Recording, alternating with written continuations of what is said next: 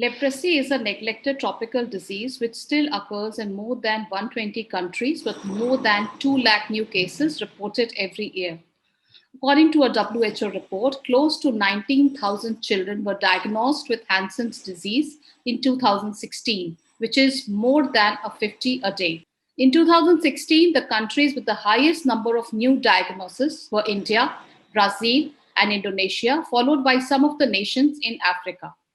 At Medicircle, we are conducting an exclusive series on the occasion of the World Leprosy Day series. Through this series, we aim to create awareness about leprosy and share the views of individuals and organizations that are going and doing a lot commendable work for the leprosy patients. In this initiative, today we are speaking to Dr. Nanri Takahiro. Dr. Nanri is the Executive Director of Sasakawa Health Foundation and a lecturer at Atomi University, Tokyo, Japan. Sasakawa Health Foundation was established in the year 1974 with the goal of eradicating Hansen's disease, also known as leprosy, from the world. His area of expertise is in the community development, public participation, management of non-profit organizations, and many more.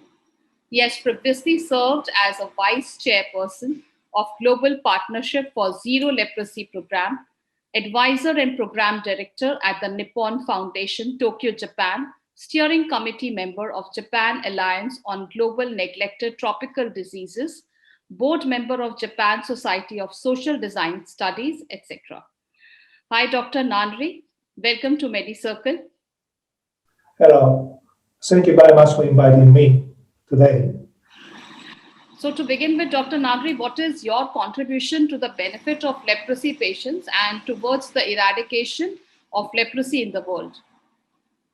Well, our approach is best described in terms of the two fields of motorcycle. The front field represents tackling leprosy as a medical disease, and the back field represents tackling the disease social dimension, especially discrimination. We believe that to make progress toward a world without leprosy and the problems it causes, both these fields have to be turning at the same time. And so that is what we focus on. Okay. Like in India, there are a lot of programs which has been running to curb this disease. We had a program in 2005. It has re-emerged in different states with high intensity. So what are the reasons and what do you think were the drawbacks? Because in a lot of countries which had been running a good program to eradicate this disease, but still we have been unsuccessful in that. So what do you think the drawbacks for the unsuccess are? I don't think anyone would disagree that after India eliminated leprosy as a public health program, attention shifted elsewhere and there is less focus on leprosy. It's fair to say that this is not limited to India. In many countries, budget and personnel have been trimmed, and annual new cases of disease globally show that the number has plateaued and is only decreasing very slowly. One must also bear in mind that leprosy is still challenging disease. It has been long incubation period, so causes may not emerge until years after someone has been infected. Also, the initial symptoms are relatively painless, so there may be little incentive to seek medical attention, especially for someone who relies on daily wages and cannot afford time off. There's also a lot of discrimination, which can preclude someone from seeking help out of fear or prejudice should his or her condition become common knowledge. So these factors can contribute to the disease remaining in the community. But when we look at areas where cases numbers are increasing, I think we must view that as a positive sign that cases are being detected and health services are becoming more active. This may lead to a temporary increase in numbers, but over the long term, will contribute to an overall lowering of case numbers. And there are other numbers you need to look at too to get more complete picture of the situation. Leprosy is disabling disease if allowed to progress unchecked. And there is a strong connection between disability and discrimination. It's important, therefore, to detect cases early and treat them promptly. For example, in 2019, the number of new patients with disability in India has decreased by nearly 50% compared to 2015. This indicates that cases are being detected earlier, and this is a very positive sign. I think you need to keep these figures in mind too when considering the situation in India. Leprosy continues to be stigmatized all over the world. So, Dr. Nanri, we know that there is a lot of social stigma attached with these diseases. So, what measures do you think are required to dispel it? And also, what are the preventative measures one could take to stop the spread? Ultimately, it comes down to changing people's mindset, but that's going to take some time. I'd like to put forward two things that are necessary. First, we need the abolition of all laws that discriminate on the ground of leprosy. According to a study by an international NGO, there are currently 139 such discriminatory laws in 24 countries.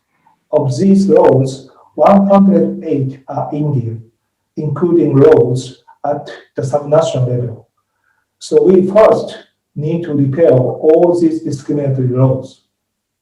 In India, NGOs and the Organization of the Persons Affected by Leprosy have been taking the lead in pushing for the enactment of the EDPAL bill, Elimination of Discrimination Against Persons Affected by Leprosy bill. This aims at comprehensively addressing discrimination associated with leprosy and improving the livelihood of the persons affected by the disease. If enacted, the bill can be a model for the whole world. And second, the principle and guidelines for the elimination of discrimination against persons affected by leprosy, which was adopted at the United Nations Human Rights Council in 2010. Dr. Nanri, yes, please. Yeah, this principle and guideline should be implemented properly in each country. Also, all members of the United Nations agreed to adopt the principle and guidelines. They are not legally enforceable. Thus, it cannot be said we currently have a situation where these are being properly implemented. So in order to achieve this, it will be desirable to investigate the actual situation of discrimination in each country to create success stories summarizing the more progressive approaches that have been made to end discrimination and to develop indicators that visualize the actual state of discrimination, as in the case of HIV, so that in the future, countries can conduct regular investigations in leprosy and discrimination based on these indicators. Surely. So I think we all need to fight together to first fight the stigma and then the disease. Yes, that's correct. So, Dr. Nari, the vaccine for leprosy is already developed. And is it a required immunization for children? And if you think that shouldn't it be included in the list of the required vaccines? Because I think it's a widespread disease. So, why not children should be vaccinated at the time of other vaccinations while we are giving other vaccinations to the children? As far as I am aware, vaccines are still under development.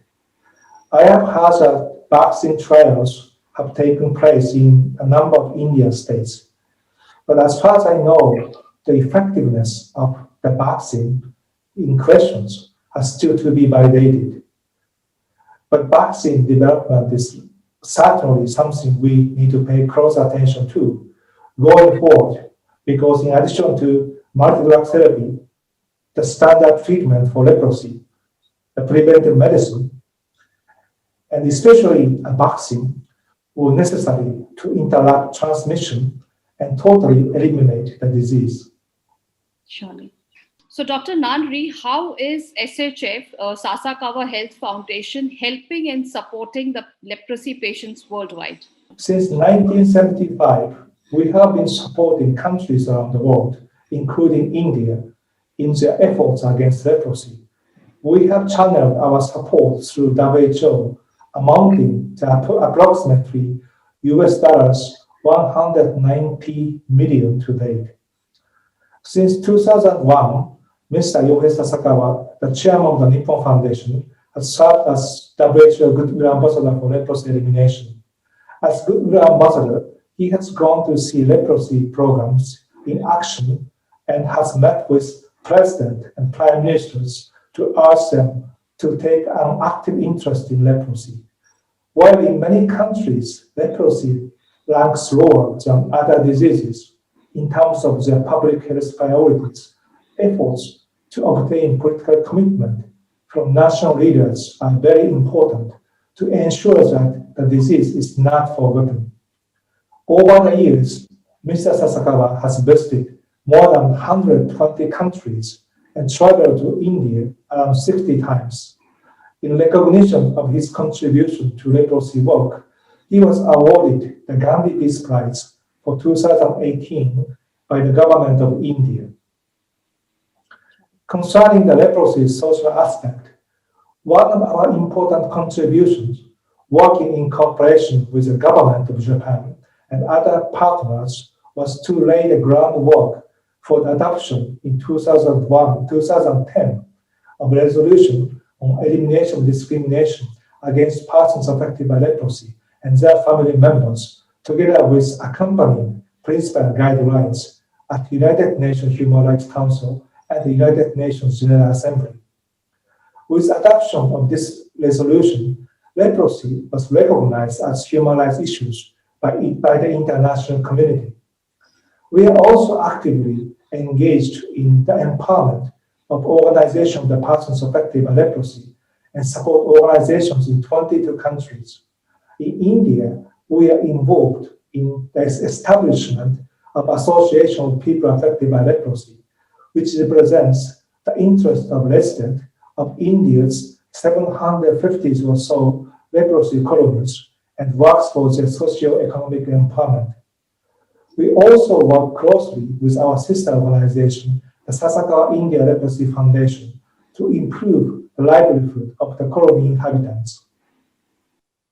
So that was so nice of you, Dr. Nanri, to join us for this awareness series at Medicircle. We thank you for your time and participation.